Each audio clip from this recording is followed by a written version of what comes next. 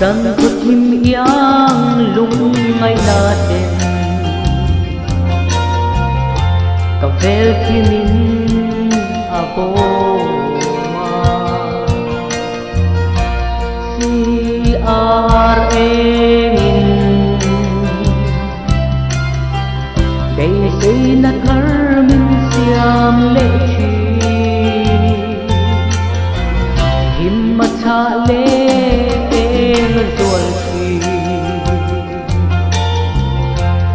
Nele nga lâu lắm xua lung ngày na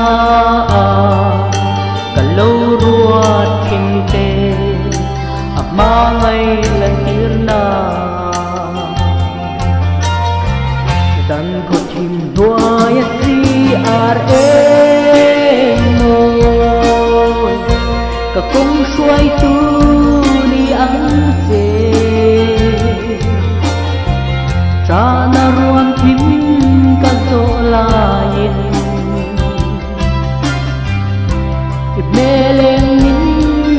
tir la nun khalel ram ro ko bai lain pak tu thin lung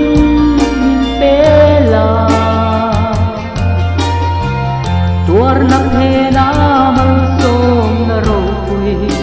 cả lâu chân thế na thà rau vinh suối rô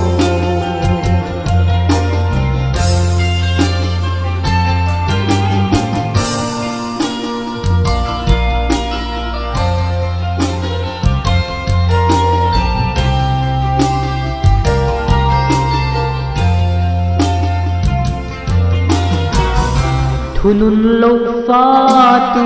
me oma avat thuk e pangai na tuar na me kui amangai na lan tir tu lei mal som na bo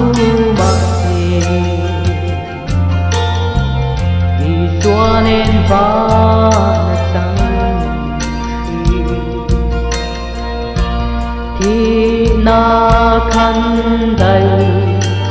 kia nga in mua ma ngày lần tir na rằng có chim đuôi si R.A.N cả công xuôi tu ang che cha na ruam thim ka zo lain ibeleng tir la nun thale ram ro ka vai lain pak tu thin lung te la nắp thế na măng sôm na râu quỳ cả lâu chân